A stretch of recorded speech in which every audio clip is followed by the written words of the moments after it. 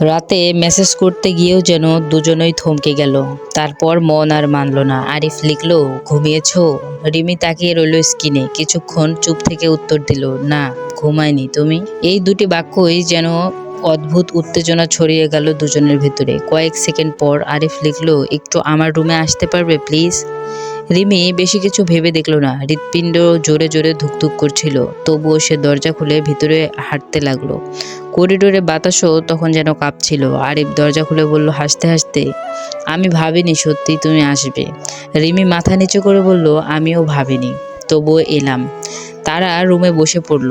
প্রথমে ছিল অস্বস্তিকর নীরবতা, তারপর ধীরে ধীরে কথা শুরু হলো। শৈশব, পরিবার, একা লাগা, নিজের ভেতরে লুকিয়ে রাখা কষ্ট। কথার ফাঁকে ফাঁকে চোখের পানি পড়ছিল, আবার দুজনেই চোখ নামিয়ে ফেলল। হঠাৎ হাত ছুঁয়ে গেল হাতে। দুজনেই চমকে উঠল। এবার কেউ হাত সরালো না। সেই স্পর্শে শরীর নয়, ভেতরের মনটাই কেঁপে উঠল। রিমির মুখ লজ্জায় লাল হয়ে গেল। নিঃশ্বাস ভারী হয়ে উঠতে লাগলো। কথা আটকে যাচ্ছিল। আরিফ ধীরে ধীরে বলল, আমি তোমাকে অনেক সম্মান করি, তাই ভয় পাই।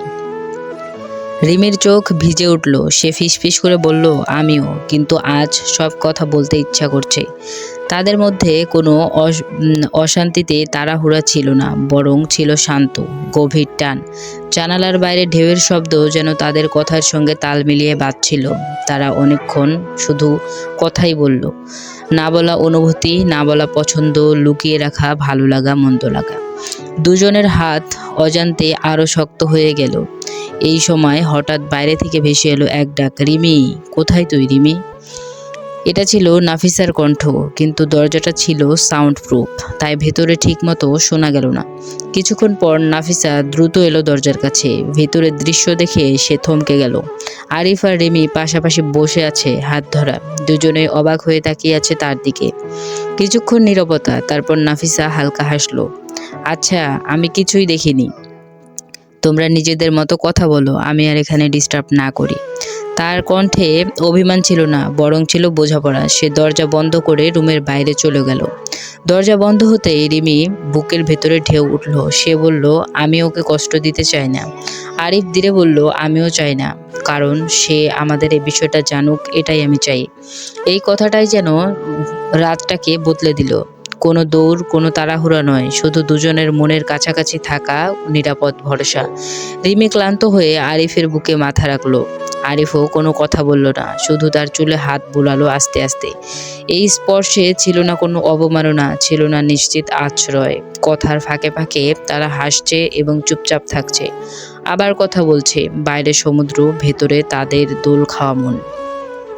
কিছুক্ষণ পর রিমি চোখ বন্ধ হয়ে গেল। নিজের অজান্তেই ঘুমিয়ে পড়ল আরিফের বুকেই। রাত নামলো আরো গভীর। সকাল 10টা। নাফিসা নাস্তা করলো। ফিরে এসে দেখলো দরজা আধা খোলা। ভেতরে তাকিয়ে সে থমকে দাঁড়ালো। রিমি তখনও ঘুমাচ্ছে আরিফের বুকে। আরিফ চুপচাপ জানালার দিকে তাকিয়ে আছে। নাফিসা তাদেরকে ডাকলো না, শুধু মৃদু একটা দীর্ঘশ্বাস ফেলে চলে গেল। তার মন মিশে গেছে বিস্ময়, কৌতূহল এবং নিঃশব্দ প্রার্থনা। 11টার দিকে রিমির ঘুম ভাঙল। সে দেখল সে এখনো আরিফের বুকে মাথা রেখেই শুয়ে আছে। মুহূর্তেই যেন তার মুখ লজ্জায় লাল হয়ে গেল। আমি আমি কালকে এখানেই ছিলাম, কথাটা বলতে গিয়েও যেন গলায় আটকে গেল। আরিফ হেসে বলল, কাল কিছু ভুল হয়নি, আমরা শুধু কথা বলেছি আর তুমি ঘুমিয়ে পড়েছিলে। রিমির চোখে স্বস্তির জল চিকচিক করছে, তবু লজ্জায় চোখ তুলে তাকাতে পারছিল না। তার ভেতরে একসাথে দুটো অনুভূতি কাজ করছিল, ভয় এবং অপার শান্তি। এই শান্ত মুহূর্তেই দুজনেই বুঝলো এটা শুধু পছন্দ নয়, এটা ভরসা, নিরাপত্তা। ধীরে ধীরে জন্ম নেওয়া সম্পর্কের শুরু। কোনো ঘোষণা নয়, কোনো বড় প্রতিশ্রুতি নয়, শুধু আন্তরিক এক নীরব সম্মতি। দুজনেই চুপচাপ জানালার বাইরে সমুদ্রের দিকে তাকিয়ে রইল।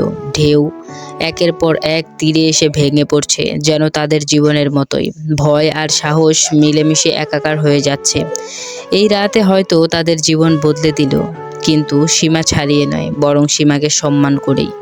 তো ভিউয়ার্স, আজকের গল্পটা কেমন লেগেছে কমেন্টে জানাবেন। আর এরকম গল্পের ভিডিও পেতে চ্যানেলটিকে অবশ্যই সাবস্ক্রাইব করে রাখবেন।